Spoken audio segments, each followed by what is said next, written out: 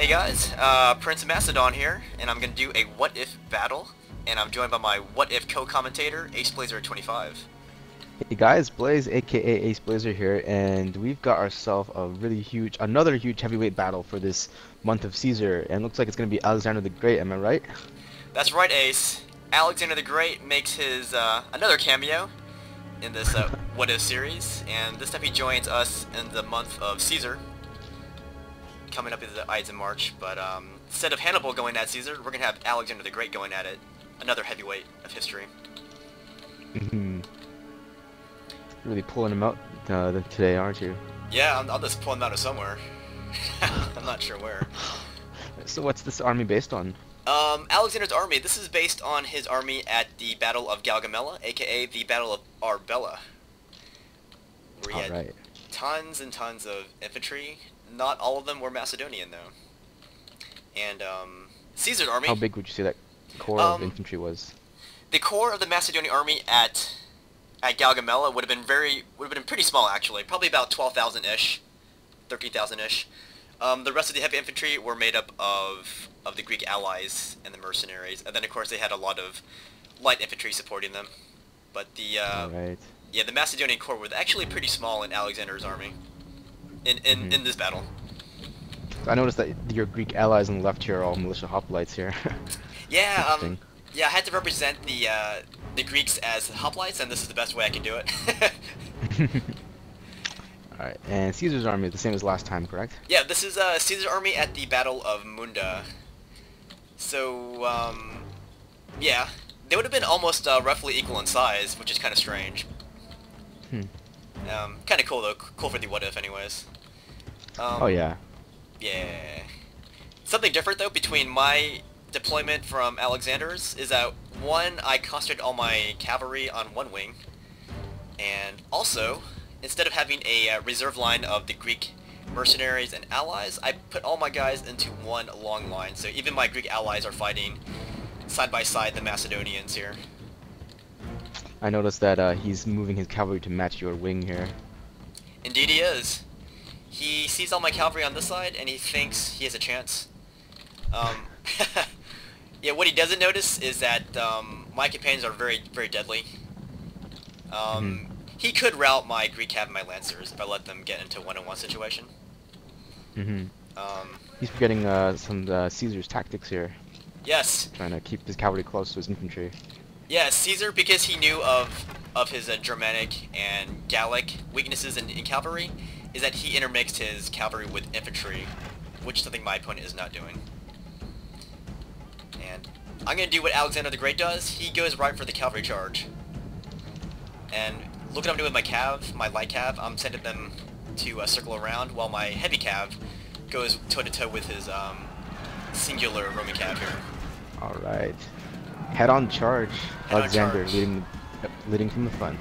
That's right, this is Alexander the Great at his finest here. And I can't seem to find him again. I don't know what my deal is, but yeah. But if you look in the back, you can see I have my lancers and my Greek cav just playing Ring Around the Rosie with his Roman cav. Basically just distracting them. And also trying to keep your losses to the minimum, right? Yeah, I don't want my Greek cav going one-on-one with his Roman cav, because I think his Roman cav would rout my lighter cav elements. But yeah, Caesar would have definitely supported his cav with infantry. Oh yeah. So Caesar's back here, he's kind of like stuck as to what to do right now. Yeah, I don't think Caesar was expecting this furious cav charge from the Greeks. And boom, this unit routed, and he didn't realize they stopped routing, so I went in for a charge with my Greek cav. And that's a huge advantage for you. Yeah. Struck in the beginning. Yeah, indeed. I knocked out Caesar to his base element of just Roman legionnaires. So now my cav has a free reign to charge wherever they wish. And I see his legionnaires coming, so I bring up my light infantry to skirmish. This is my peltist.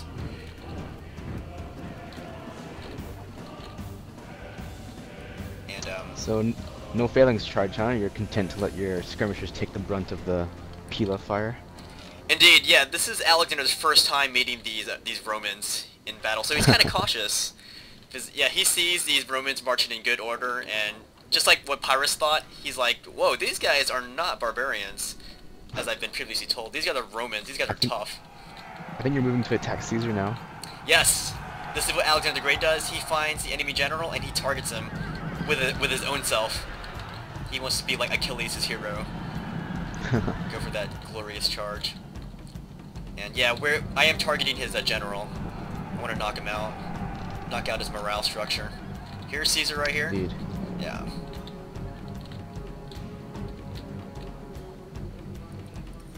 And we're just kind of duking it out right now. Compared to like the Persians though and stuff, the Roman army would probably fight on without Caesar. You think? Yeah, I think they would have fought without him, but it could still be demoralizing though. Oh Like to yeah. hear that your commander How about is how about for Alexander's army? If they lost Alexander, would their army still would fight on? I think they would have definitely fought on. But if they knew about his death, then that might make him fight even harder. Now he flees the Like, like a yeah, coward. when they thought he died sieging this Malian town in India, like his men actually fought extra hard because they were shamed by it. So just no telling what the Romans would have done though. You can only go from previous historical battles with the Romans. It's true. Oh, here's Alexander looking for the weakness in the enemy lines. He's gonna go for a charge. Alright, classic. Boom! That charge did not rout the sturdy Romans, unfortunately. And I see more Romans coming from behind, so I'm going to pull Alexander out of there. There it is. And by the way, that Pila Storm, which I didn't show, it actually caused a lot of damage in my pike units. But yeah, he did throw his Pila at my guys. It hurt. But most of the damage went to your light infantry, I think, didn't they? Actually, a lot of it was going right to my pike troops for some reason. Oh yeah? Yeah. I was hoping my peltas would take it, but I saw the ranks of my pikemen going down. Alright, Alexander, he's feinting, making these feint charges, but now he finds the critical element in the Roman army, and he goes for it. And that charge routs 3 units of the Roman legionnaires. Alright. But these are my... Roman, yeah. Yeah, The Roman infantry are starting to wrap around your militia hoplites here, so you gotta like kind of act, but for the most part you already won it, haven't you, I think? Yeah, it's just a matter of me bringing Alexander back to rear charge those militia hoplites.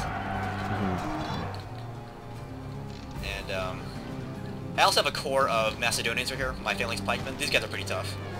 They said they're losing, but they're tough. I trust them. At least long enough for my cap to get there. Alright, there goes his first cohort. Yep, that one's gone.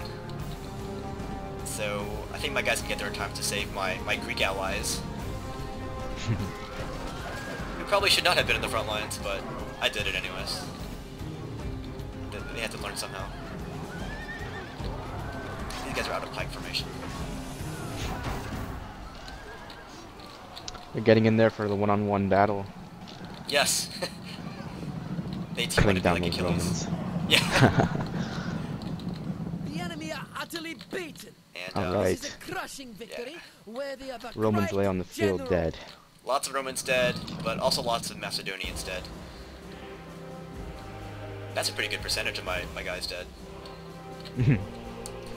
But, yeah. It was a pretty good battle, I thought. What were your thoughts on this battle?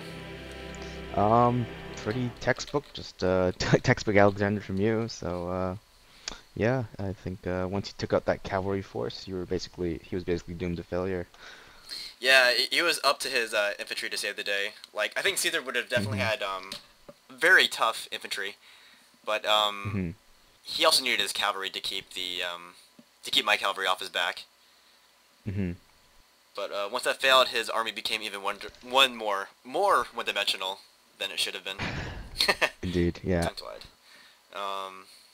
Anyways, any closing thoughts on this battle? No, not really. Just a pretty good game, guys. Enjoyable, and hope you guys hope you keep going with this Caesar theme. It's pretty interesting. Oh yeah, Caesar deserves it. It's his month, you know. He gets to meet famous people like Hannibal and Alexander. Yeah. Cool. Yeah. Anyways, I'll be seeing you in the reverse battle, I believe, right? Yep, that battle that should be interesting. Yep, next time I will be Caesar, and my opponent, who is different, will be Alexander the Great. And until then, next time, guys. See you guys later.